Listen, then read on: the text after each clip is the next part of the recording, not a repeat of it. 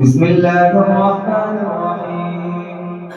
الحمد لله رب العالمين، والصلاة والسلام على سيد الأنبياء والمرسلين وعلى آله وصحبه أجمعين. أما بعد، فإن أصدق الحديث كتاب الله، وأحسن الهدي هدي محمد صلى الله عليه وسلم، وخير الأمور عوازمها، وشر الأمور محدثاتها، وكل محدثة بدعة، وكل بدعة ضلالة، وكل ضلالة في النار.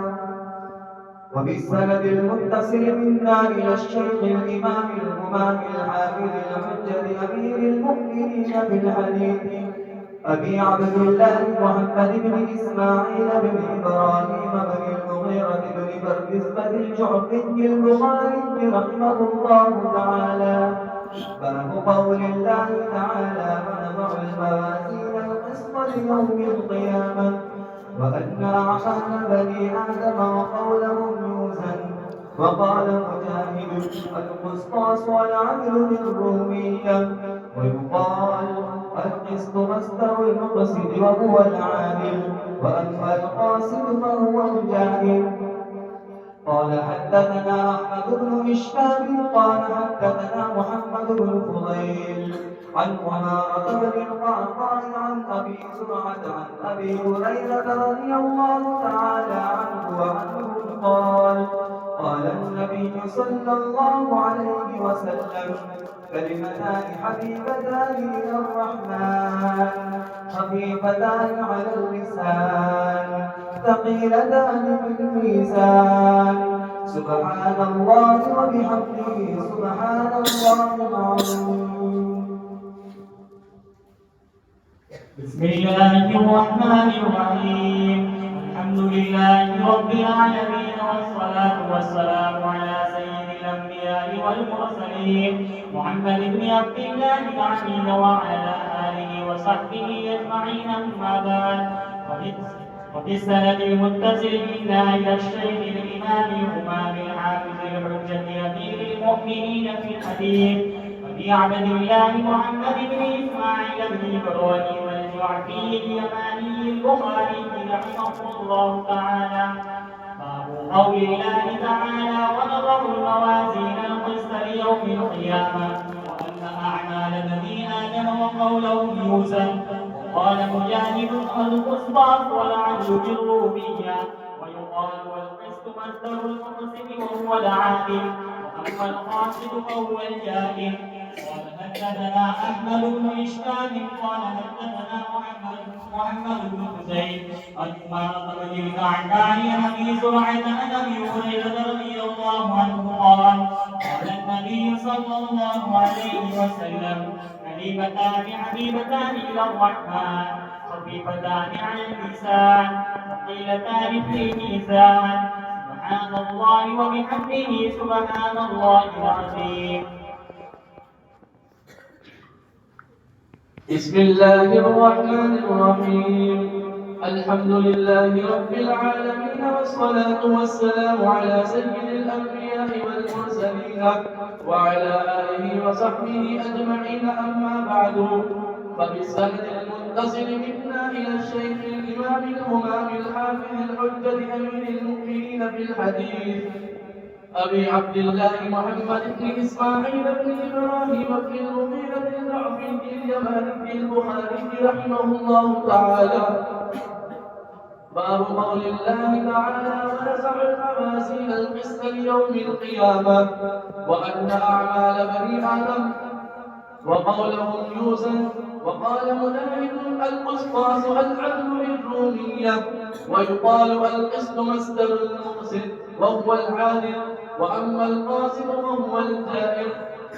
قال: حدثنا أحمد بن إشباب قال: حدثنا محمد بن فضيل عن أمارة بن القعقاع عن أبي زرعة عن أبي هريرة رضي الله تعالى عنه وعنهم قال: قال النبي صلى الله عليه وسلم: كلمتان حبيبتان إلى الرحمن، خفيفتان على اللسان، ثقيلتان في الميزان، سبحان الله وبحمده سبحان الله العظيم. بسم الله الرحمن الرحيم. الحمد لله رب العالمين والعاقبة للمتقين، والصلاة والسلام على سيد الأنبياء والمرسلين وعلى آله وأصحابه أجمعين. أما بعد، فبالسند المتصل منا إلى الإمام الهمام الحافظ بحجة أمير المؤمنين في الحديث أبي عبد الله محمد بن إسماعيل بن إبراهيم بن المغيرة الجعفي اليماني البخاري رحمه الله تعالى. باب قول الله تعالى: ونضع الموازين القسط ليوم القيامة، وأن أعمال بني آدم وقولهم يوزن. وقال مجاهد: القسطاس العدل بالرومية. ويقال: القسط مصدر المقسط وهو العادل، وأما القاسط فهو الجائر. قال حدثنا أحمد بن إسحاق قال حدثنا محمد بن فزيل عن عمارة بن الخطاب عن أبي زرعة عن أبي هريرة رضي الله عنه قال: قال النبي صلى الله عليه وسلم: كلمتان حبيبتان إلى الرحمن، خفيفتان على اللسان، ثقيلتان في الميزان، سبحان الله وبحمده سبحان الله العظيم. بسم الله الرحمن الرحيم. الحمد لله رب العالمين والعاقبة للمتقين، والصلاة والسلام على سيد الأنبياء والمرسلين وعلى آله وصحبه أجمعين. أما بعد، فبالسند المتصل منا إلى الشيخ الإمام الهمام الحافظ الحجة أمير المؤمنين في الحديث أبي عبد الله محمد بن إسماعيل بن إبراهيم البخاري الجعفي اليماني رحمه الله تعالى رحمة واسعة أنه قال: باب قول الله تعالى: ونضع الموازين القسط ليوم القيامة، وأن أعمال بني آدم وقولهم توزن. وقال مجاهد: القسطاس العدل بالرومية. ويقال: القسط مصدر المقسط وهو العادل، واما القاسط فهو الجائر. قال حدثنا احمد بن اشبال قال حدثنا محمد بن فضيل عن عمارة بن القعقاع عن ابي زرعة عن ابي هريرة رضي الله تعالى عنه وعنهم قال: قال النبي صلى الله عليه وسلم: كلمتان حبيبتان إلى الرحمن، خفيفتان على اللسان، ثقيلتان في الميزان، سبحان الله وبحمده سبحان الله العظيم. بسم الله الرحمن الرحيم. الحمد لله رب العالمين، والصلاة والسلام على سيد الأنبياء والمرسلين وعلى آله وصحبه أجمعين. أما بعد، فبالسند المتصل منا إلى الشيخ الإمام الهمام الحافظ الحجة أمير المؤمنين في الحديث أبي عبد الله محمد بن إسماعيل بن إبراهيم بن المغيرة الجعفي اليماني البخاري رحمه الله تعالى رحمة واسعة. باب قول الله: ونضع الموازين القسط ليوم القيامة، وأن أعمال بني آدم وقولهم يوزن. وقال مجاهد: القسطاس العدل بالرومية. ويقال: القسط مصدر المقسط وهو العادل، وأما القاسط فهو الجائر. قال حدثنا أحمد بن إشبال قال حدثنا محمد بن فضيل عن عمارة بن القعقاع عن أبي زرعة عن أبي هريرة رضي الله عنه وعنهم قال: قال النبي صلى الله عليه وسلم: كلمتان حبيبتان إلى الرحمن، خفيفتان على اللسان، ثقيلتان في الميزان، سبحان الله وبحمده سبحان الله العظيم. الحمد لله رب العالمين، والصلاة والسلام على سيد المرسلين محمد بن عبد الله الأمين وعلى آله وصحبه أجمعين، أما بعد.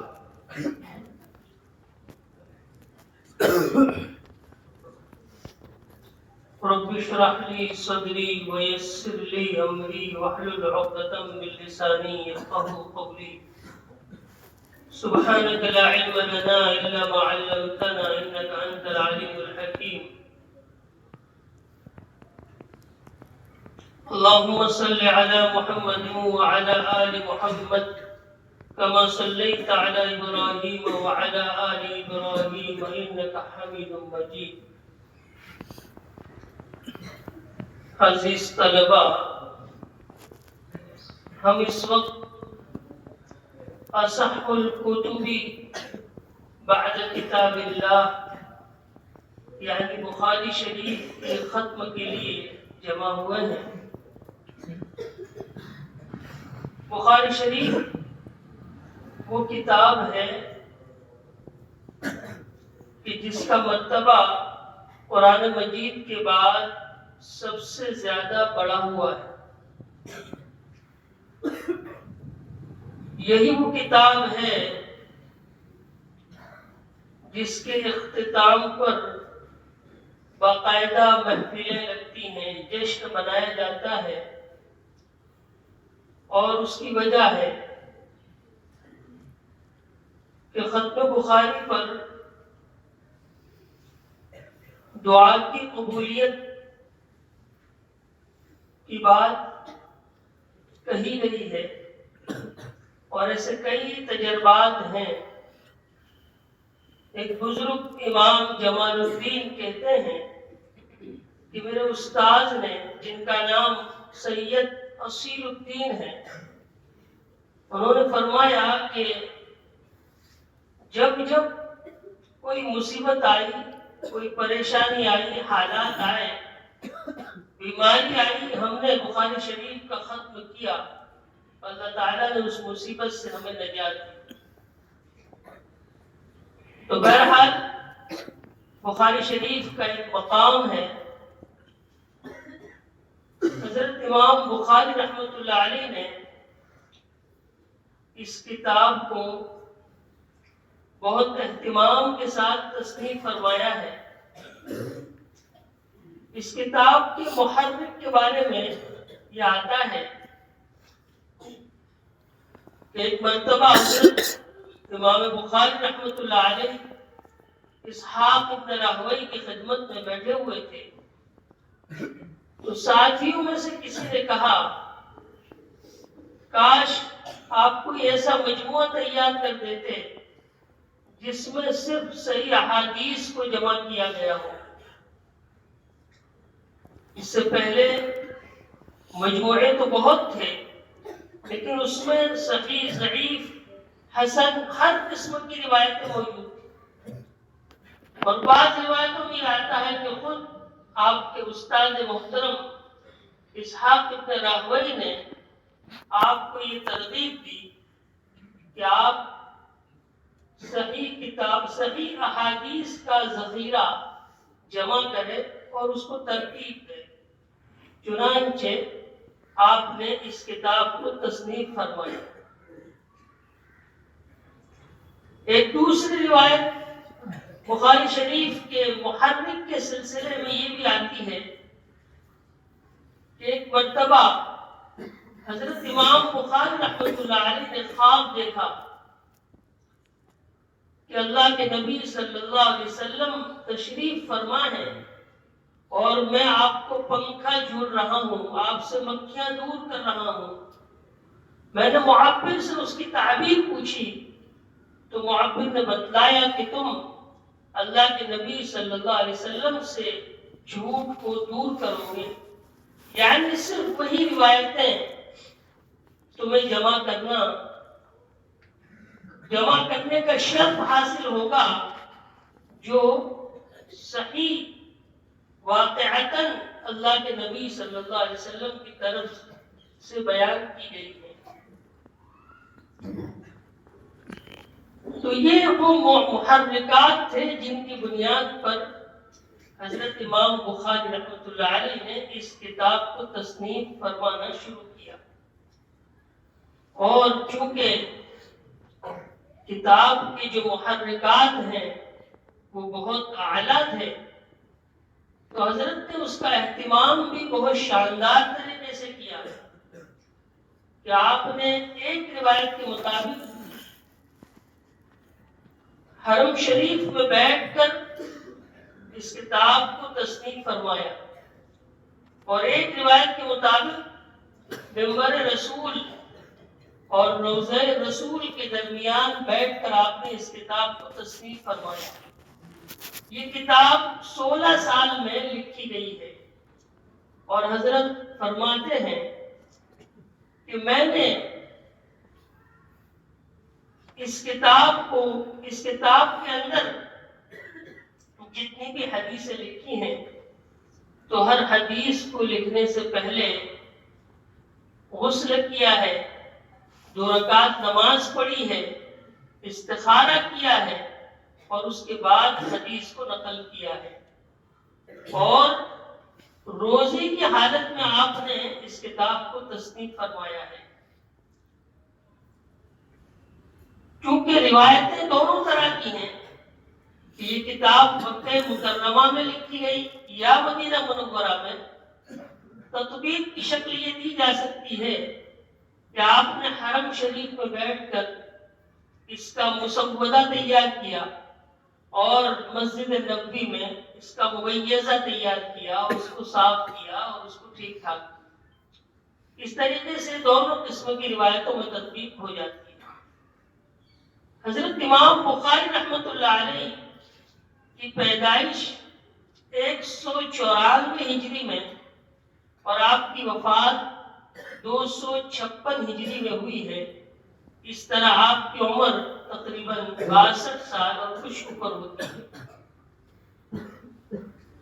حضرت امام بخاری رحمۃ اللہ علیہ کے بارے میں مورخین لکھتے ہیں کہ بچپن میں آپ کی بینائی چلی گئی تھی۔ آپ کی والدہ محترمہ بہت زیادہ دعاؤں کا اہتمام کرتی تھی، تہجد میں اٹھ کر گڑ گڑا کر اللہ تعالیٰ سے دعا کرتی تھی۔ ایک مرتبہ انہوں نے خواب میں حضرت ابراہیم علیہ السلام کو دیکھا۔ ابراہیم علیہ السلام نے فرمایا کہ محمد ابن اسماعیل تمہارے بیٹے کی بینائی لوٹ آئی ہے۔ چنانچہ اس کے بعد انہوں نے دیکھا کہ بیٹے کی بینائی لوٹ آئی ہے، اور امام بخاری رحمۃ اللہ علیہ جو ہے وہ دیکھنے لگے ہیں۔ اس سے ماں کو بہت خوشی ہوئی۔ اس سے ایک بات یہ معلوم ہوتی ہے کہ اولاد کی تربیت میں، بچوں کی تربیت میں ماں کا بہت بڑا کردار ہوتا ہے۔ ماں کی تربیت، ماں کی دعائیں جو ہیں وہ اولاد کی تربیت میں اثر انداز ہوتی ہے۔ بہرحال امام بخاری رحمۃ اللہ علیہ نے پہلے اپنے شہر کے شیوخ سے استفادہ کیا، اور اس کے بعد آپ نے مختلف ملکوں کا سفر کیا۔ آپ کے اساتذہ کے بارے میں آتا ہے کہ ان کی تعداد 1080 ہے، اور جہاں تک آپ کے شاگردوں کی بات ہے تو آپ کے شاگرد فربری یوں کہتے ہیں کہ تقریباً 90,000 لوگوں نے بخاری شریف امام بخاری سے پڑھی ہے۔ بہرحال حضرت امام بخاری رحمۃ اللہ علیہ نے اس کتاب کی تصنیف میں 16 سال لگائے اور بہت اہتمام کے ساتھ اس کتاب کو تصنیف فرمایا۔ اس کتاب کا نام الجامع المسند الصحیح المختصر من امور رسول اللہ صلی اللہ علیہ وسلم وسننہ وایامہ، یہ اس کتاب کا مکمل نام ہے، جس کو ہم مختصر طور پر بخاری شریف کہہ دیتے ہیں۔ حضرت امام بخاری رحمۃ اللہ علیہ نے آخری جو کتاب بیان کی ہے اور اس کا عنوان کتاب کا لگایا ہے وہ ہے کتاب الرد علی الجہمیہ التوحید، یعنی یہ کتاب التوحید ہے، اور کتاب التوحید میں آخری باب حضرت امام بخاری رحمۃ اللہ علیہ یہ لائے ہیں، باب قول اللہ ونزع الموازین القسط لیوم القیامہ وان اعمال بنی آدم وقولهم یوزن۔ سوال یہ ہے کہ کتاب التوحید سے ترجمۃ الباب کا کیا تعلق ہے؟ اس کی 3 مناسبتیں بیان کی گئی ہیں۔ پہلی مناسبت تو یہ ہے کہ یہ جو کتاب التوحید جو حضرت نے عنوان لگایا ہے، یہاں توحید سے مراد توحید اہل سنت والجماعہ ہے، توحید اعتزالیہ نہیں ہے، معتزلہ والی توحید نہیں ہے۔ اس لیے کہ معتزلہ جو ہے وہ صرف اللہ کی ذات کا اثبات کرتے ہیں اور اللہ کی صفات کا انکار کرتے ہیں، اور اہل سنت والجماعت جو ہیں وہ اللہ کی ذات اور صفات دونوں کو ثابت کرتے ہیں۔ اور امام بخاری رحمۃ اللہ علیہ نے جیسا کہ آپ جانتے ہیں ایڑی چوٹی کا زور لگا دیا ہے اور دلائل کا انبار لگا دیا ہے اللہ تعالیٰ کی صفات کو ثابت کرنے کے لیے۔ تو اس ترجمۃ الباب کا کتاب التوحید سے تعلق یہ ہے کہ جب توحید سے مراد اللہ کی ذات اور صفات دونوں ہیں، اور صفات میں اللہ کا کلام بھی ہے، اور اللہ کے کلام ہی میں سے امام بخاری نے یہ آیت پیش کی ہے وَنَزَعُ الْمَوَازِينَ الْقِسْطَ لِيَوْمِ الْقِيَامَةِ، جس میں وزن اعمال کو ثابت کیا گیا ہے کہ اللہ تبارک و تعالی موازین قائم کریں گے، اللہ تعالیٰ کی صفت کو ثابت کیا ہے۔ تو گویا کہ امام بخاری رحمۃ اللہ علیہ یوں کہہ رہے ہیں کہ کتاب التوحید میں وضع میزان کا عقیدہ رکھنا بھی ضروری ہے، یعنی اللہ تبارک و تعالیٰ کی افعالی صفات میں سے ایک صفت وضع میزان کی ہے۔ ایک مناسبت تو یہ ہے۔ دوسری مناسبت علامہ ابو یوسف بمباری نے بیان کی ہے۔ وہ کہتے ہیں کہ جو متکلمین جب الہیات کے بارے میں کتابیں لکھتے ہیں تو وہ اپنی ان کتابوں میں جہاں ذات و صفات کا تذکرہ کرتے ہیں وہیں نبوت کا بھی ذکر کرتے ہیں، میزان کا بھی ذکر کرتے ہیں، معاد کا بھی ذکر کرتے ہیں۔ تو امام بخاری نے اسی طرح اپنی کتاب التوحید میں یہاں وضع میزان کا باب قائم کیا ہے۔ تیسری مناسبت علامہ انور شاہ کشمیری رحمۃ اللہ علیہ نے بیان کی کہ ہم پچھلے کئی ابواب سے دیکھتے چلے آ رہے ہیں، پڑھتے چلے آ رہے ہیں کہ امام بخاری 2 چیزوں کا فرق بیان کر رہے ہیں کہ بھئی تلاوت الگ چیز ہے، متلو الگ چیز ہے۔ پورا ایڑی چوٹی کا زور امام نے لگا دیا ہے اور یہ ثابت کیا ہے کہ تلاوت جو ایک انسان کا فعل ہے وہ مخلوق ہے، لیکن متلو جو قرآن ہے یہ اللہ کا کلام ہے، وہ غیر مخلوق ہے۔ اسی بات پہ امام بخاری ثابت کرنا چاہتے ہیں۔ تو یہاں پر مناسبت یہ ہے کہ جو تولا جائے گا وہ بندوں کے اعمال کو تولا جائے گا، اللہ کے کلام کو نہیں تولا جائے گا، اس لیے کہ وہ تو اللہ کی صفت ہے۔ تو یہ 3 مناسبتیں ہیں جو اس ترجمۃ الباب کی کتاب التوحید سے بیان کی گئی ہے۔ باب قول اللہ ونزع الموازین القسط لیوم القیامہ۔ امام بخاری رحمۃ اللہ علیہ کی عادت ہے، جیسا کہ ہم بخاری شریف میں دیکھتے چلے آ رہے ہیں کہ آپ جب بھی کوئی باب قائم کرتے ہیں تو پہلے آپ کی کوشش یہ ہوتی ہے کہ اس سے متعلق قرآن کی آیت پیش کریں، یعنی اپنی بات کو ثابت کرنے کے لیے آپ آیات قرآنیہ کو اپنے ترجمے کا عنوان بناتے ہیں۔ یہاں بھی حضرت نے یہی کیا ہے کہ قرآن کی آیت کو اپنے ترجمے کا عنوان بنایا ہے اور اس سے اپنے مدعا کو ثابت کیا ہے، یعنی وضع میزان کا جو مدعا ہے اس کو امام نے ثابت کیا ہے۔ وَنَزَعُ الْمَوَازِينَ الْقِسْطَ لِيَوْمِ الْقِيَامَةِ. یہاں پر الموازین، موازین یہ میزان کی جمع ہے جو اصل میں میزان ہے، لیکن یہاں پر واو ساکن ہے، ما قبل مکسور ہے، اس لیے واو کو یا سے بدلا میزان ہو گیا. یہ میزان کی جمع موازین ہے. اب سوال یہ ہے کہ میزان ایک ہوگا یا کئی ایک ہوں گے؟ یہاں پر قرآن کی جو آیت پیش کی گئی ہے اس میں موازین جو ہے وہ جمع کسے کا استعمال کیا گیا ہے. تو اب سوال یہ ہے کہ میزان ایک ہوگا یا کئی میزان ہوں گے؟ علامہ رازی کی رائے یہ ہے کہ تعدد میزان ہوگا، یعنی میزان بہت سارے ہوں گے. اور ابن کثیر رحمت اللہ علیہ اور یہی جمہور کا بھی قول ہے کہ میزان ایک ہی ہوگا. جب میزان ایک ہی ہوگا جس میں اعمال کو تولا جائے گا تو پھر موازین جمع کا صیغہ کو استعمال کیا گیا. تو اس کا ایک جواب تو یہ دیا گیا کہ تعدد اعمال کی وجہ سے ایسا کیا گیا، اور دوسرا جواب یہ دیا گیا تعدد اشخاص کی وجہ سے یہ جمع کا صیغہ استعمال کیا گیا.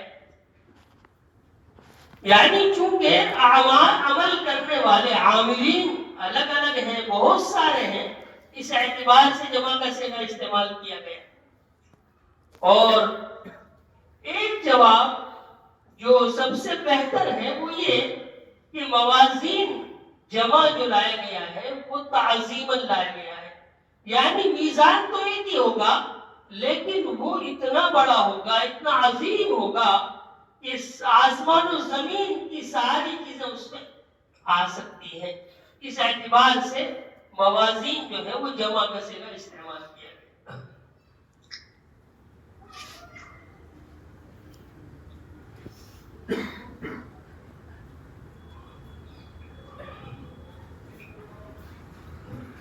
وَنَزَعُ الْمَوَازِينَ الْقِسْطَ.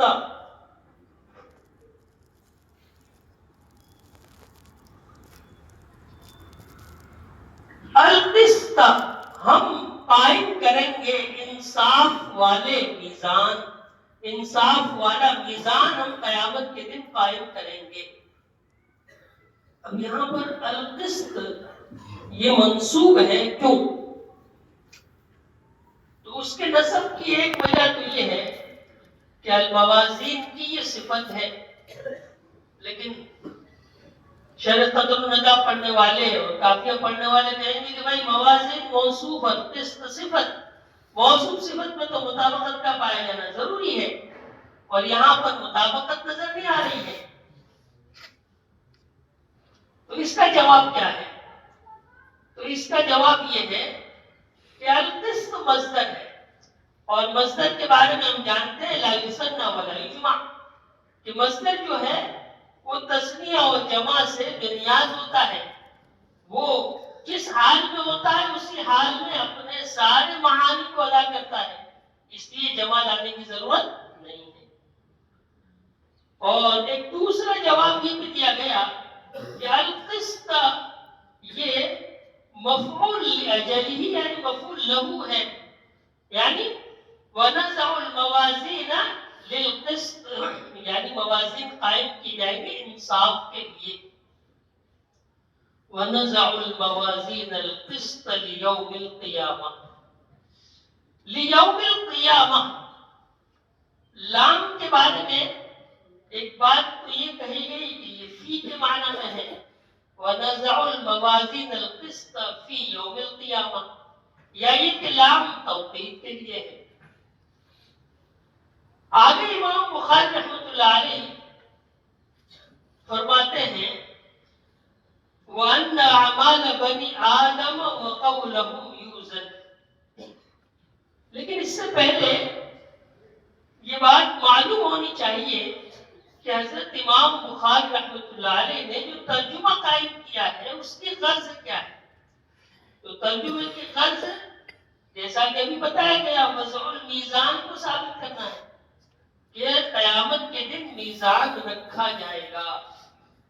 اصل میں معتزلہ جو ہیں وہ وضع میزان کے انکاری ہیں، وہ وضع میزان کا انکار کرتے ہیں۔ تو امام بخاری رحمۃ اللہ علیہ اس ترجمۃ الباب سے وضع میزان کو ثابت فرما رہے ہیں اور معتزلہ کی تردید کر رہے ہیں۔ وَأَنَّ أَعْمَالَ بَنِي آدَمَ وَقَوْلَهُمْ يُوزَنُ۔ حضرت امام بخاری رحمۃ اللہ علیہ ان الفاظ کے ذریعے سے ایک تو اس مسئلے کی طرف اشارہ کرنا چاہتے ہیں کہ میزان میں کیا تولا جائے گا، بنو آدم کے اعمال اور اقوال کا وزن کیا جائے گا۔ یہ حضرت نے فرمایا ہے وَأَنَّ أَعْمَالَ بَنِي آدَمَ وَقَوْلَهُمْ يُوزَنُ۔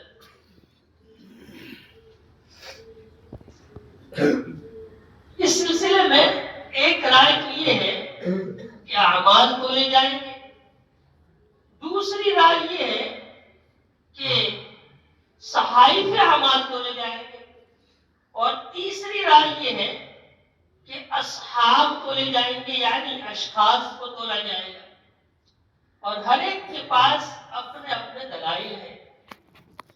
جو لوگ کہتے ہیں کہ اعمال کو تولا جائے گا،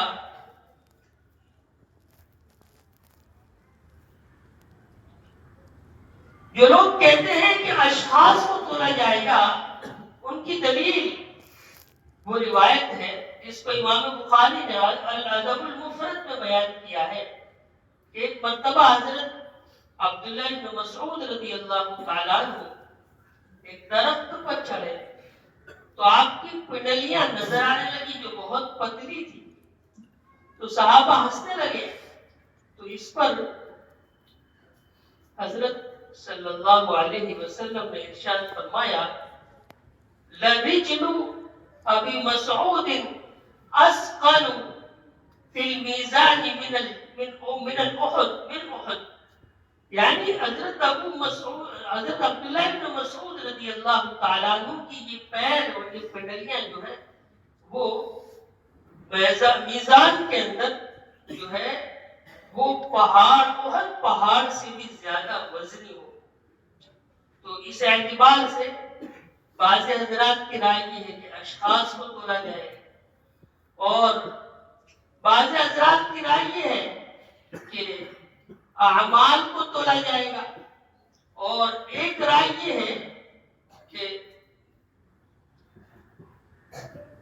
جو صحائف ہیں، یعنی جن صحیفوں میں جن رجسٹروں میں لکھے ہوئے ہیں وہ اعمال، ان اعمال کو ان صحائف کو تولا جائے گا، جس پر دلالت کرتی ہے حدیث البطاقہ، جس کو امام ترمذی وغیرہ نے روایت کیا ہے کہ ایک شخص کو لایا جائے گا اور اس کے 99 دفتر ہوں گے اس کے معاصی اور گناہوں کے، اس کے بعد اس کے وہ سارے دفاتر، اور دفاتر کی وسعت کہتے ہیں کہ تا حد نگاہ ہوگی، ایک پلڑے میں ان سارے دفاتر کو رکھا جائے گا۔ وہ شخص یہ سمجھے گا کہ اب میری آبنی ہے، اب میرے لیے جہنم کا ہی فیصلہ ہوگا، لیکن پھر اللہ تبارک و تعالی حکم دیں گے کہ تمہارے نام اعمال میں ایک پرزہ ہے، ایک بطاقہ ہے، اسے لایا جائے گا، اور اس بطاقہ میں لا الہ الا اللہ محمد رسول اللہ والا کلمہ ہوگا، اس دوسرے پلڑے میں اسے رکھا جائے گا، اور اس طریقے سے وہ پلڑا جو ہے وہ بھاری ہو جائے گا، اور دوسرے یہ پلڑا جھک جائے گا، اور وہ جو پلڑا ہے جس میں اس کی گناہوں اور معصیت کے جو صحائف رکھے ہوئے ہیں وہ اوپر کو اٹھ جائے گا۔ تو اس طریقے سے کس چیز کو تولا جائے گا، اس سلسلے میں الگ الگ اقوال ہیں، لیکن ان سارے اقوال میں تطبیق آسان طریقے سے یوں دی گئی ہے کہ الگ الگ مواقع میں الگ الگ باتیں ہوں گی۔ کبھی اعمال کو تولا جائے گا، کبھی صحائف اعمال کو تولا جائے گا، اور کبھی اشخاص کو تولا جائے گا۔ اس طریقے سے امام بخاری رحمۃ اللہ علیہ نے ایک اس بات کی طرف اشارہ کیا ہے۔ اور دوسرا کہ یہ جو وزن کیا جائے گا اعمال کا، تو کیا اس وزن سے کچھ لوگ مستثنا ہوں گے؟ تو اس کا جواب یہ ہے کہ ہاں، کچھ لوگ اس سے مستثنا ہوں گے، جیسے انبیاء علیہم السلام اس سے مستثنا ہوں گے، چھوٹے بچے اس سے مستثنا ہوں گے۔ اور وہ روایت ہمیں سامنے رکھنی چاہیے جس میں اللہ کے نبی صلی اللہ علیہ وسلم نے فرمایا کہ 70,000 لوگ جو ہیں وہ بلا حساب کتاب جنت میں داخل ہوں گے۔ اور وہ کون ہیں؟ هم الذین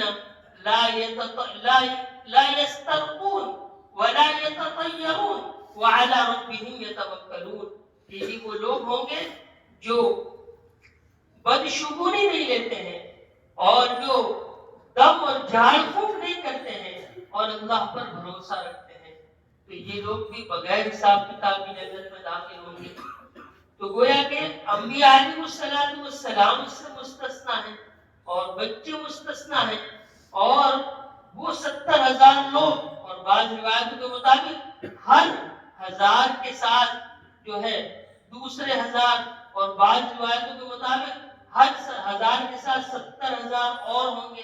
بہرحال یہ لوگ جو ہے مستثنا ہوں گے، اور کفار مستثنا ہوں گے، اس لیے کہ چونکہ ان کے کھاتے میں تو کفر اور شرک ہی ہے، لہذا ان کو بغیر حساب کتاب کے داخل جہنم کر دیا جائے گا۔ وَأَنَّ أَعْمَالَ بَنِي آدَمَ وَقَوْلَهُ يُوزَنُ۔ اب یہاں پر ایک سوال ہوتا ہے کہ اعمال یہ تو اعراض میں سے ہے، ان کا وزن کیسے ہوگا؟ اس لیے کہ جو چیزیں ذی جرم ہوتی ہیں، مادہ رکھتی ہے، جسم رکھتی ہے، انہیں تو تولا جا سکتا ہے، لیکن جو چیزیں ایسی نہیں ہیں ان کو کیسے تولا جائے گا؟ تو اس کا ایک جواب حضرت عبداللہ ابن عباس رضی اللہ تعالیٰ عنہ کی طرف سے دیا گیا۔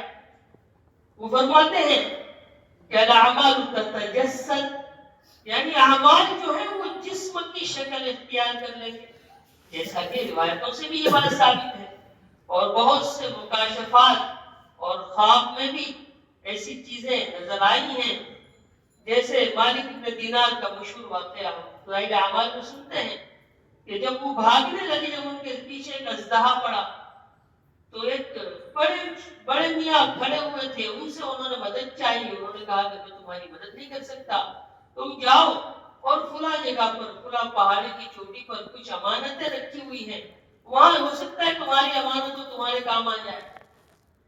تو پھر وہاں وہ گئے، ان کو اپنی بیٹی سے ان کی ملاقات ہوئی جس کا بچپن میں انتقال ہو گیا تھا، اور اس بیٹی نے ان کو بچایا۔ تو یہاں پر دیکھیے، یہ بوڑھا جو ہے یہ ان کے نیک اعمال جو بہت کم تھے، جو ان کی جان کو نہیں چھوڑا سکتے تھے۔ تو اس سے پتہ چلا کہ اعمال جو ہے وہ بھی تجسد اور تجسم اختیار کر لیتے ہیں۔ تو گویا کہ اعمال جو ہے وہ تجسد اختیار کریں گے، اور جسم کی شکل کو اختیار کریں گے، اور اس طریقے سے ان کا وزن ہوگا۔ لیکن اس سے بہتر جواب یہ ہے کہ بھائی یہ اب دور جو ہے بہت زیادہ آگے بڑھ چکا ہے، سائنس کا دور ہے، اور یہاں تو ہر چیز کو ناپا جاتا ہے، بلڈ پریشر کو ناپا جاتا ہے، اور درجہ حرارت کو ناپا جاتا ہے، انسان کے جسم میں کون سی کیلشیم کتنا ہے، یہ کتنا ہے، وہ کتنا ہے، ظاہر بات ہے کہ یہ ساری چیزیں ہمیں نظر نہیں آتی لیکن اسے تولا جاتا ہے. تو اللہ تعالیٰ کی ذات سے کیا بعید ہے کہ وہ اعمال کو اسی شکل میں جو ہے وہ تولے.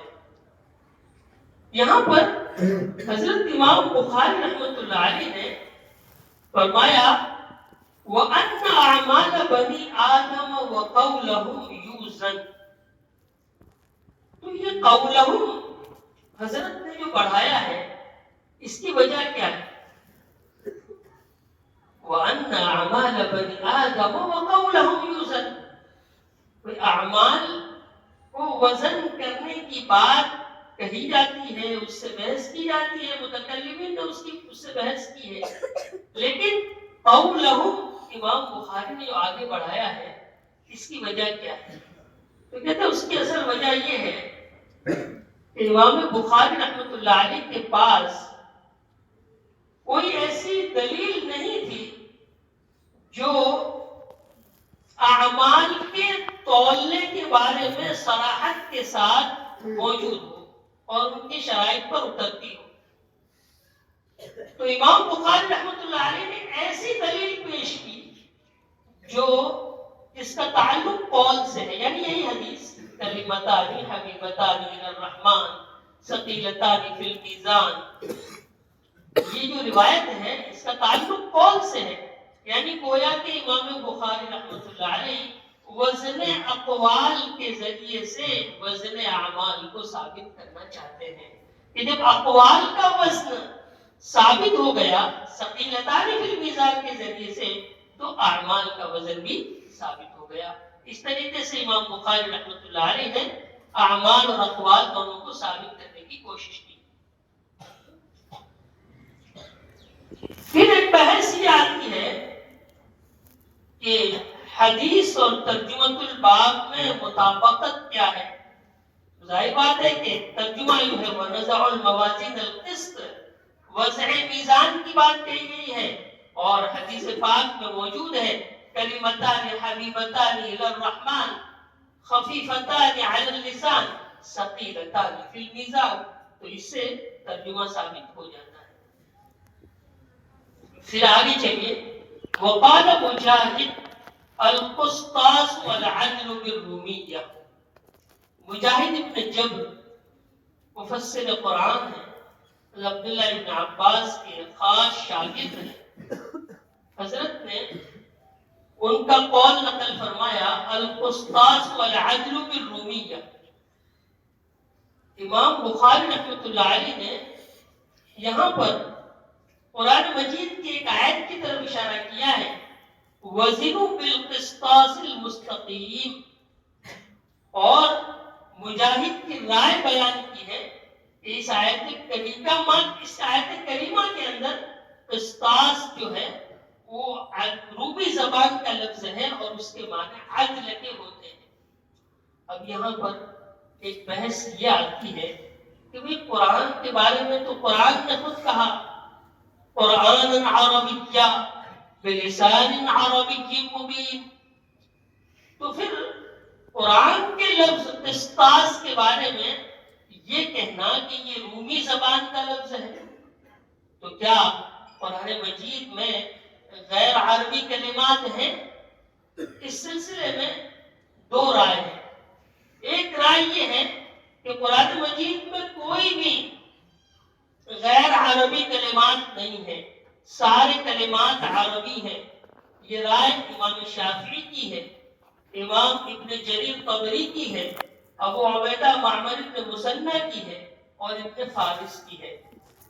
اور ایک دوسری رائے یہ ہے کہ نہیں، قرآن مجید میں غیر عربی کلمات ہیں، جیسا کہ حضرت علی، حضرت عبداللہ ابن عباس، حضرت مجاہد، حضرت عکرمہ اور مجاہد ابن جبر، ان سب حضرات، سعید ابن جبیر، ان سب حضرات کی رائے یہ ہے کہ قرآن مجید میں غیر عربی کلمات بھی ہیں.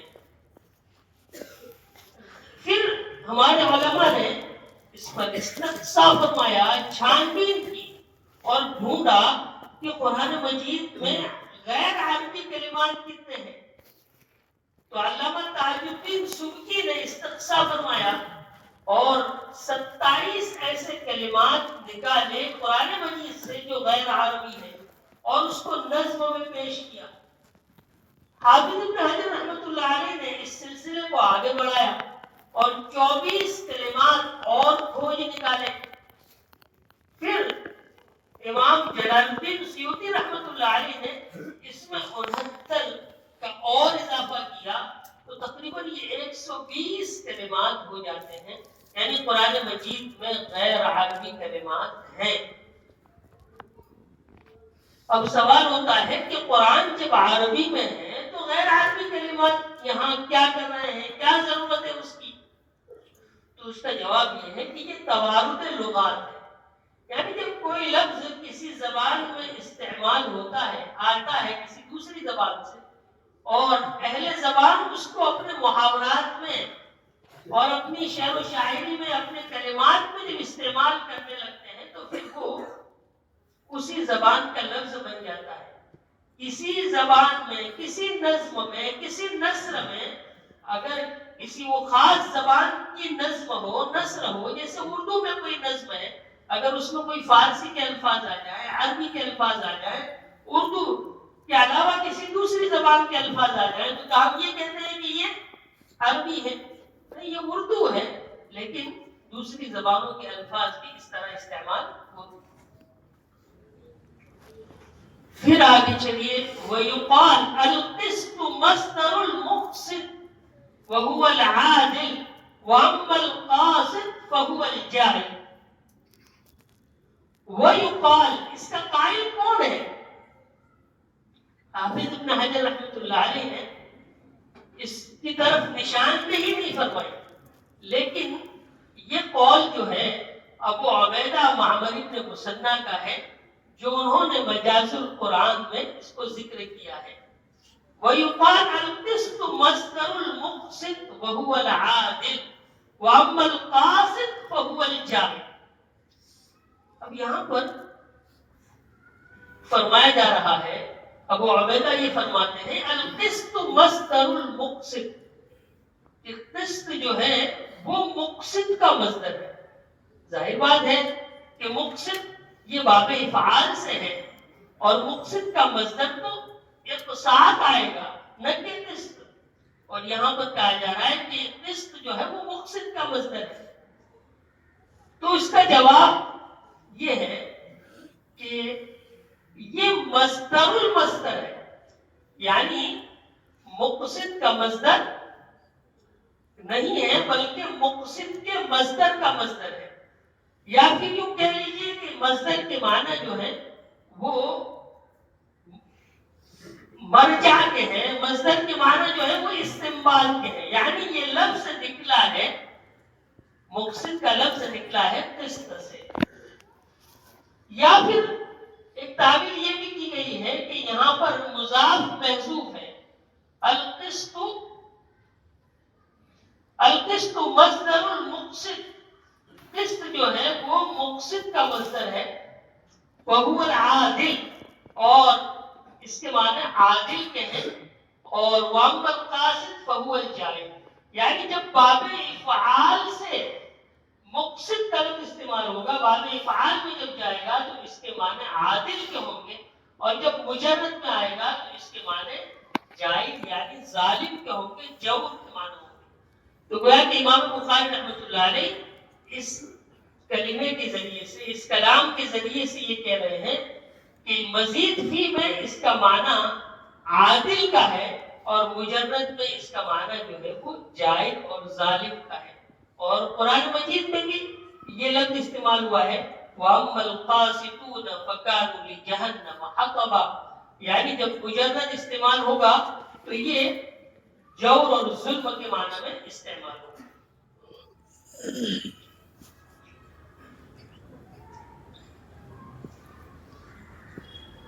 بخاری شریف کی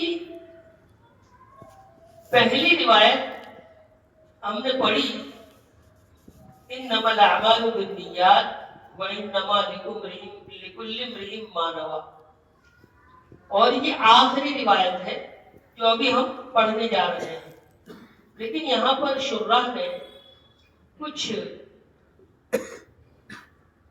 نکات اور لطائف کو بیان کیا ہے۔ بخاری کی پہلی اور آخری حدیث میں اسنادی لطیفہ یہ ہے کہ دونوں روایتیں جو ہیں وہ غریب ہیں، پہلی روایت بھی غریب ہے اور یہ روایت بھی غریب ہے۔ اور غرابت کس طرح ہے کہ یہاں پر یہ حدیث جو ہمارے سامنے ہے، حدثنا احمد بن اشکاب قال حدثنا محمد بن فضیل عن عمارة بن القعقاع عن ابي زرعة عن ابي هريرة قال قال النبي صلی اللہ علیہ وسلم۔ تو یہاں پر محمد بن فضیل سے لے کر اوپر تک جو ہے غرابت ہے، یعنی محمد بن فضیل اکیلے روایت کرتے ہیں عمارة بن القعقاع سے، اور عمارة بن القعقاع اکیلے روایت کرتے ہیں ابو زرعہ سے، اور ابو زرعہ اکیلے روایت کرتے ہیں ابو ہریرہ سے، اور ابو ہریرہ اکیلے روایت کرتے ہیں اللہ کے نبی صلی اللہ علیہ وسلم سے۔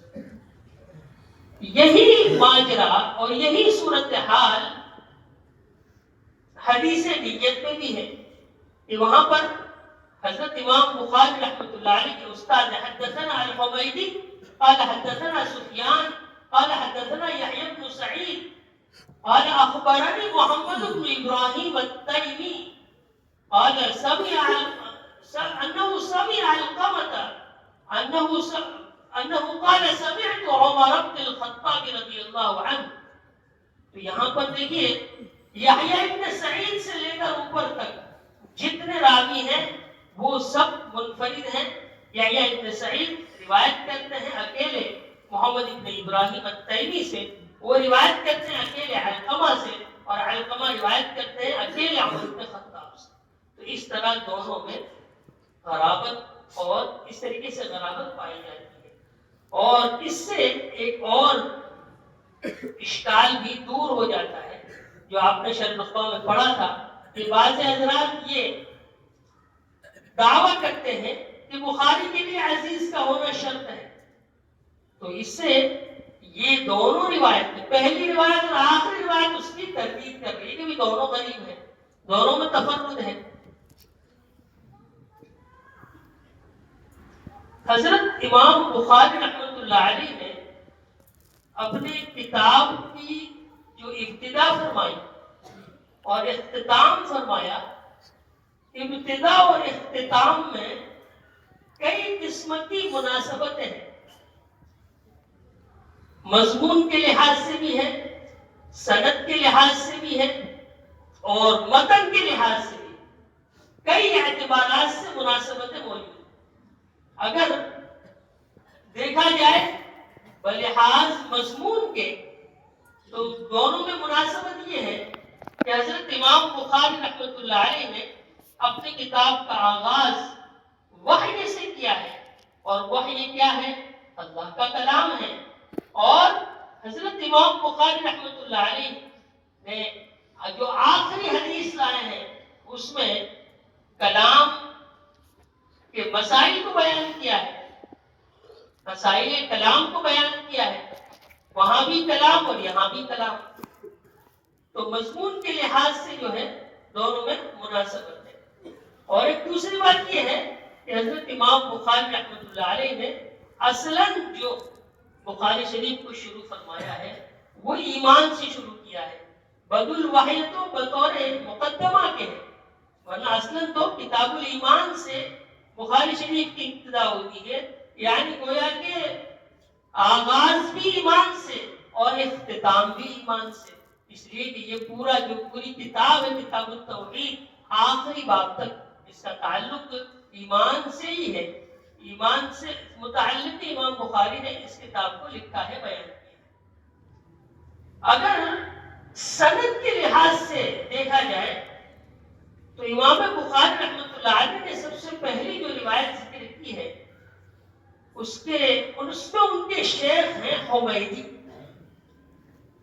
اور آخری جو روایت ہے اس میں ان کے شیخ ہیں احمد بن اشکاب، یعنی دونوں کا مادہ جو ہے وہ حمد ہے، حمیدی حمد سے، احمد بن اشکاب احمد بھی حمد سے، تو گویا کہ امام بخاری اس بات کی طرف اشارہ کرنا چاہتے ہیں کہ بھائی میری نیت جو ہے اس کتاب کو لکھنے کی وہ اچھی اور محمود ہے.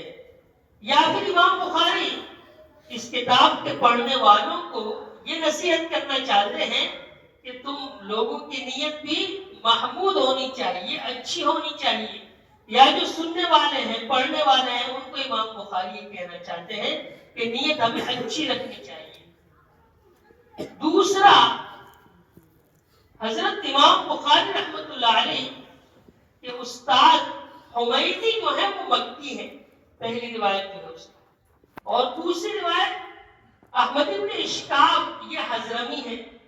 اور آپ جانتے ہیں کہ وحی کی ابتدا جو ہوئی ہے وہ مکہ مکرمہ سے ہوئی ہے اور اس کا اختتام جو ہے مدینہ منورہ میں ہوا ہے. مناسبت کیا ہے؟ مناسبت یہ ہے کہ احمد بن اشکاب حضرمی، یہ حضرمی نسبت حضرموت کی طرف جو یمن میں ہے، اور یمن کے بارے میں جو مہاجرین، جو انصار مدینہ جو ہے، ان سب کا اصل وطن جو ہے وہ یمن. تو اس اعتبار سے امام بخاری گویا کہ یوں ابتدا ہوئی جہاں سے وحی کی، مکے سے، اور جہاں اس کا اختتام ہوا دونوں کو جمع کر دیا، پہلے میں حمیدی، دوسرے میں احمد بن اشکاب. اور ایک اور لطیفہ یہ بھی ہے کہ اس حدیث میں پہلی جو اس کتاب کی جو پہلی حدیث ہے اس کے راوی حضرت عمر ہے، اور موجودہ جو روایت ہمارے سامنے ہے، جو آخری روایت ہے، اس میں راوی حضرت ابو ہریرہ ہے. حضرت عمر بھی مہاجرین میں سے ہیں، حضرت ابو ہریرہ بھی مہاجرین میں سے. تو گویا کہ امام بخاری رحمۃ اللہ علیہ اس بات کی طرف اشارہ کرنا چاہتے ہیں کہ بھائی اگر تمہیں علم کی تلاش ہے، علم کی طلب ہے، تو تمہیں ہجرت کرنی پڑے گی. اب ہجرت وطن سے ہجرت بھی ہو سکتی ہے، اور ہجرت کے معنی چھوڑنے کے ہوتے ہیں. معلوفات سے ہجرت بھی ہو سکتی ہے. انسان جن چیزوں سے مانوس ہو چکا ہے، اپنے وطن میں رہ کر، اپنے گھر پر رہ کر ایک خاص قسم کا رہن سہن ہوتا ہے، عیش و آرام کی زندگی ہوتی ہے، ان ساری چیزوں کو چھوڑنا یہ ضروری ہے. یا پھر ہجرت سے مراد کو چھوڑنا ہے تو ہجرت عن المعاصی بھی ہو سکتا ہے، یعنی انسان کو چاہیے کہ معاصی اور گناہ کو چھوڑ دے.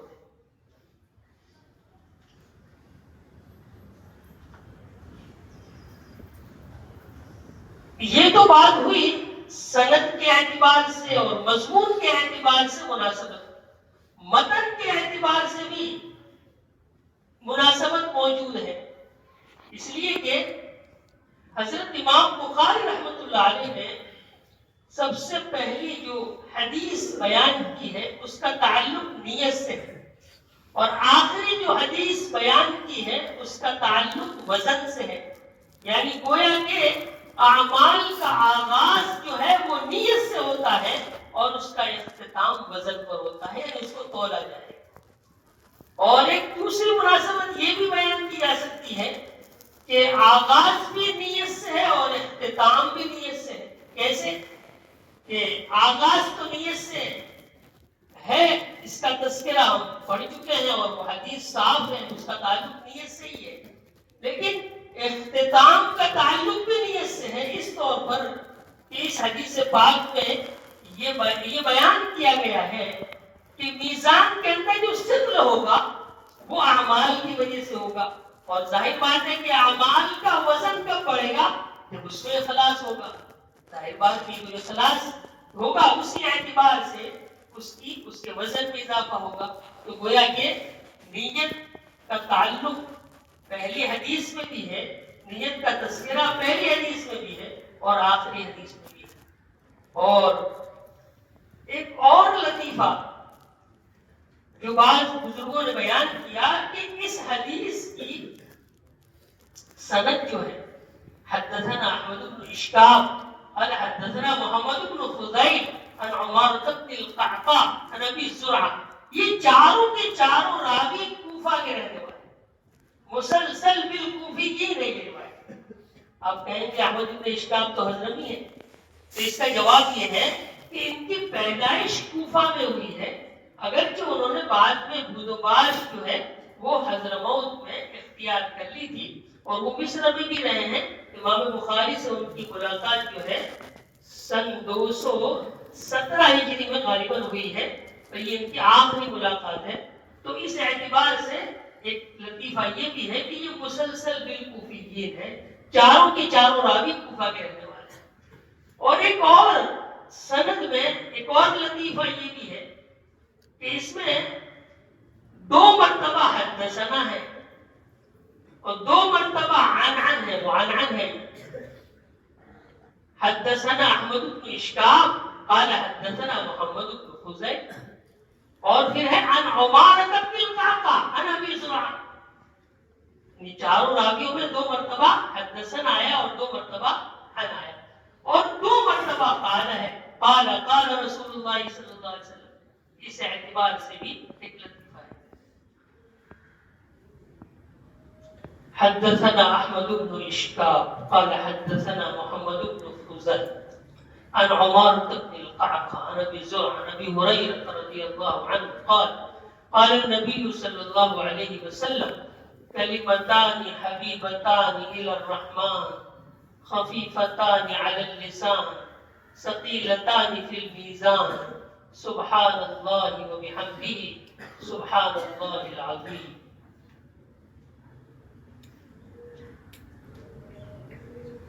کلمتان حبیبتان، 2 کلمے ہیں جو رحمان کو پسند ہیں.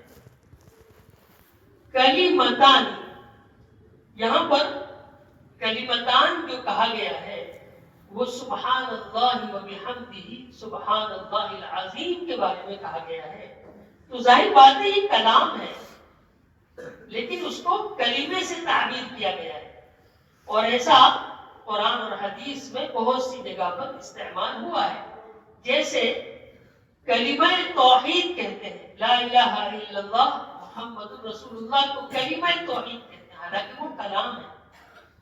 کلمہ شہادت کو اشہد ان لا الہ الا اللہ واشہد ان محمدا عبدہ ورسولہ کلمہ کہتے ہیں. اسی طریقے سے کلمہ اسلام اور کلمہ کفر کے لیے بھی قرآن میں لفظ کلمہ استعمال ہوا ہے. کلمتن کشجرۃ طیبہ، کلمتن خبیثہ، اس طریقے سے کلمہ کا استعمال ہوا ہے. ظاہر بات ہے کہ اس سے مراد کلمہ اسلام اور کلمہ کفر ہے. اسی طرح قل تعالوا الی کلمۃ سواء بیننا وبینکم، تو کلمہ بول کر جو ہے کلام کو مراد دیا گیا ہے. کلمتان حبیبتان الی الرحمن، حبیبتان، یہ حبیب بمعنی محبوب ہے، فعیل جو ہے وہ مفعول کے معنی میں ہے.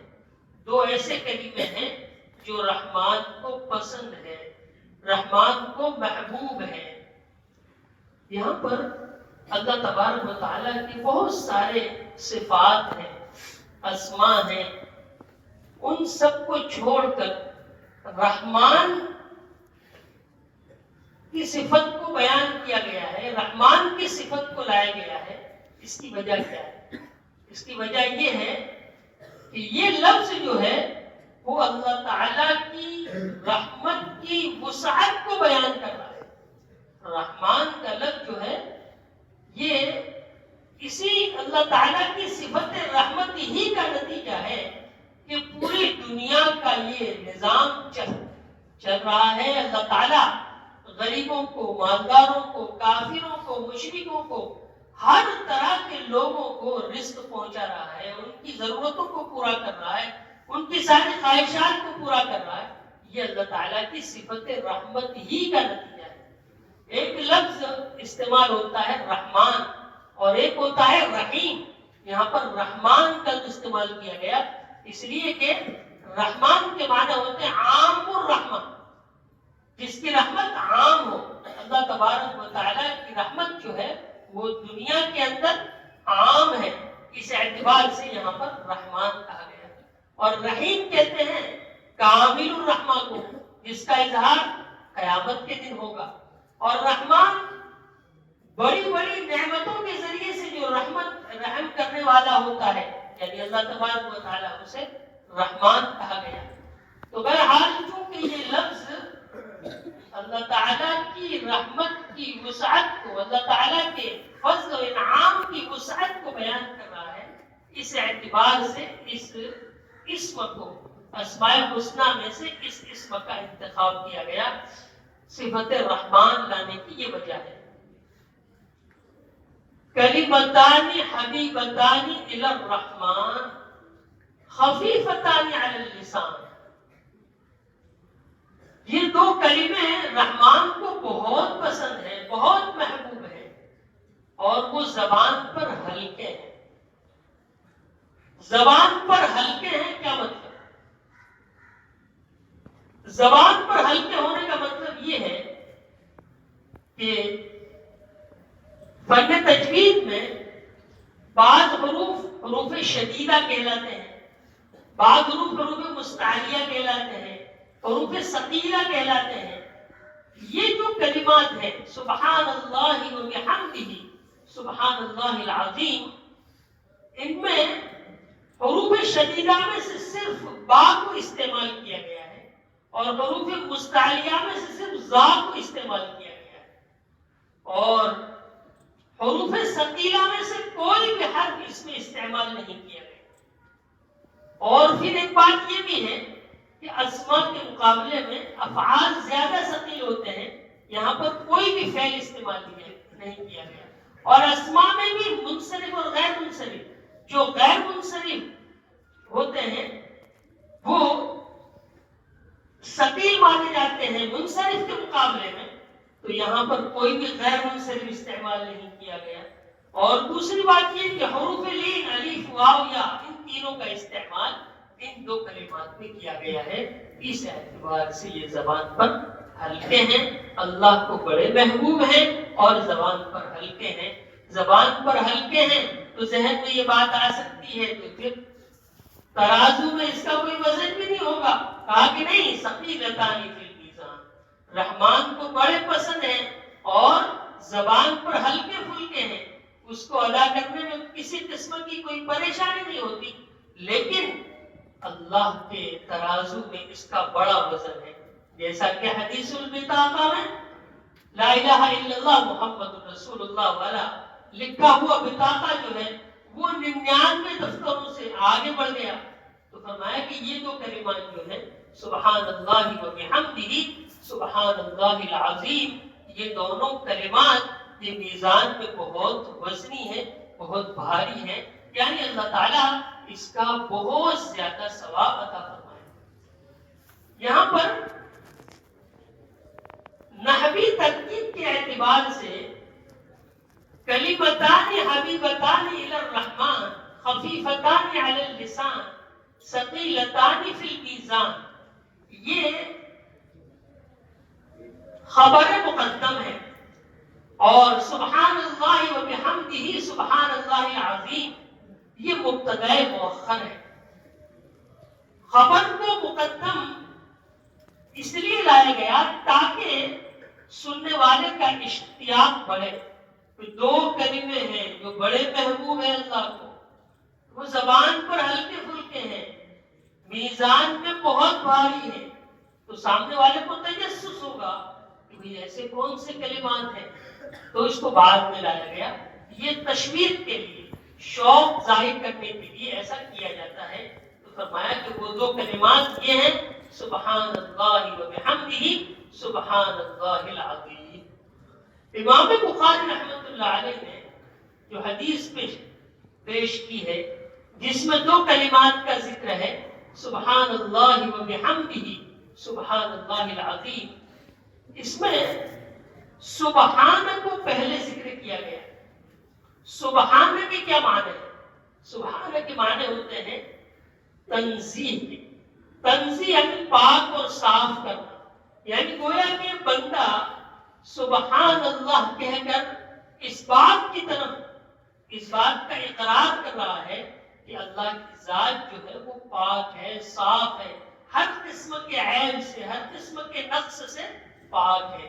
تو اس اعتبار سے سبحان کو پہلے لایا گیا ہے، اور یہ ضروری بھی ہے کہ پہلے تنزیہ ہونی چاہیے، پہلے تزکیہ ہونا چاہیے، اس کے بعد ہی رنگ چڑھتا ہے۔ جیسے ہم جب کسی دیوار میں، کسی گھر میں رنگ کرتے ہیں، پینٹ کرتے ہیں، تو پہلے اس کی صفائی کرتے ہیں تاکہ جو رنگ کیا جائے وہ اچھی طرح ظاہر ہو۔ رمضان المبارک کا مہینہ آ رہا ہے، رمضان المبارک سے پہلے شعبان کا مہینہ ہے، رجب کا مہینہ ہے۔ اللہ کے نبی صلی اللہ علیہ وسلم کی عادت شریفہ یہ تھی کہ جب آپ رجب کا چاند دیکھتے تھے تو دعا فرماتے تھے، اللہم بارک لنا فی رجب و شعبان و بلغنا رمضان۔ کیا مطلب ہے؟ مطلب یہ ہے کہ جو اللہ تعالیٰ کے انعامات اور احسانات کا جو مہینہ آنے والا ہے، اس سے پہلے ہمیں اپنے آپ کو پاک اور صاف کر لینا چاہیے تاکہ اللہ تعالیٰ کے انعامات اور احسانات کو ہم اچھی طرح وصول کر سکیں اور ہم اس کے مستحق بن سکیں۔ تو فرمایا کہ سبحان اللہ، سب سے پہلے تنزیہ ضروری ہے کہ ہم جس کو اللہ مان رہے ہیں، جس کو ہم خدا مان رہے ہیں، جس کو ہم معبود مان رہے ہیں، وہ ہر قسم کے عیب سے، ہر قسم کے نقص سے پاک ہونا چاہیے۔ اس لیے کہا سبحان اللہ و بحمدہ سبحان اللہ العظیم۔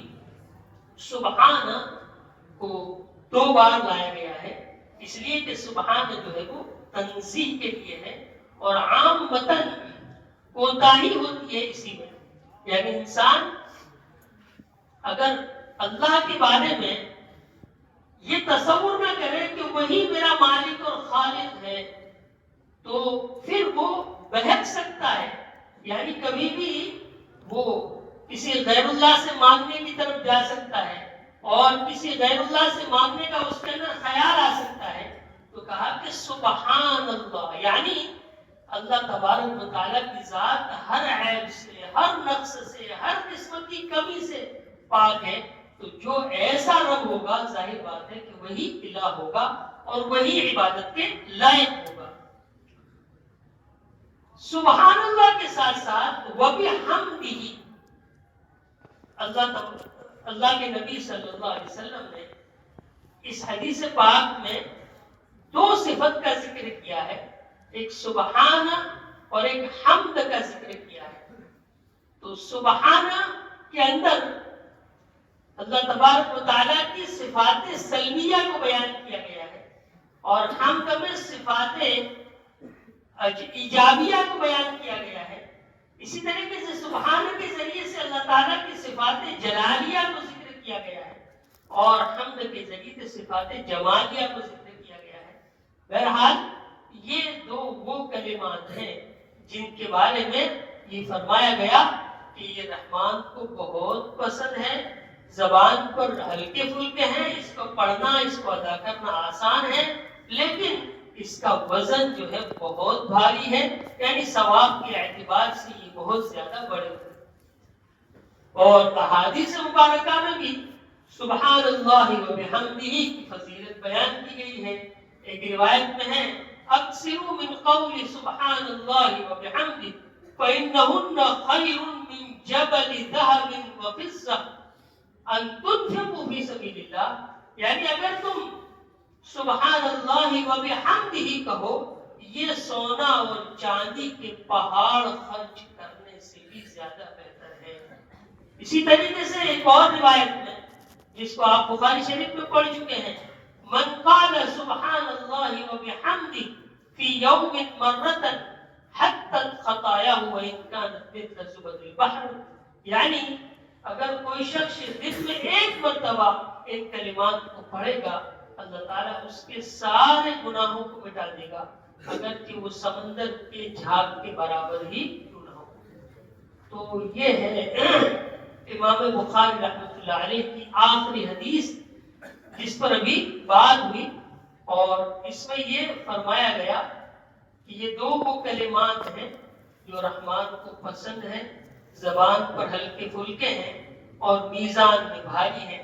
اور ظاہر بات ہے کہ ہم جب اسے ادا کرتے ہیں تو کسی قسم کا ثقل ہمیں نظر نہیں آتا، آسانی سے زبان سے ادا ہو رہا ہے، سبحان اللہ و بحمدہ سبحان اللہ العظیم، یعنی ہمیں ان کلمات کا ورد رکھنا چاہیے۔ اب آخری بات کہ حضرت امام بخاری رحمۃ اللہ علیہ نے اپنی کتاب کو تسبیح اور تحمید پر ختم کیوں فرمایا؟ اس لیے کہ سبحان اللہ کا ذکر ہے، وبحمدہ کا ذکر ہے، تو اپنی کتاب کا اختتام اس تسبیح اور تحمید پر کیوں فرمایا؟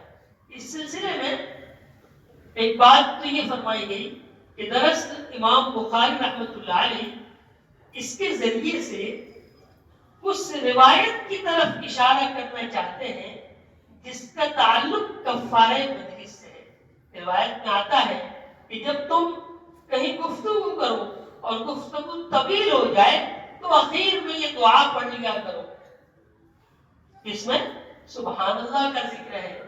تو گویا کہ امام بخاری رحمۃ اللہ علیہ یہ کہہ رہے ہیں کہ اب ہماری کتاب ختم ہو رہی ہے، تصنیف کی مجلس جو ہے وہ ختم ہو رہی ہے، ہماری کتاب ختم ہو رہی ہے، تو اس کا اختتام بھی تسبیح پر ہونا چاہیے۔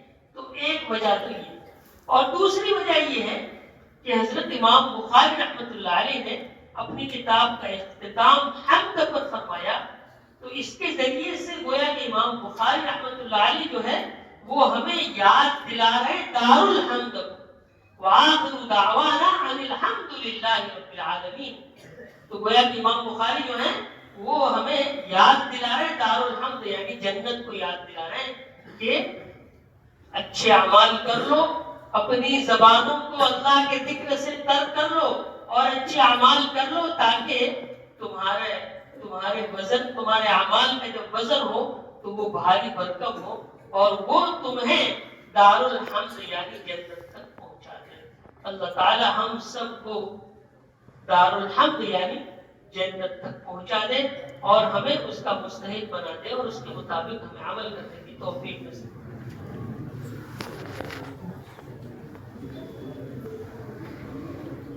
تو اب بخاری شریف کے اختتام پر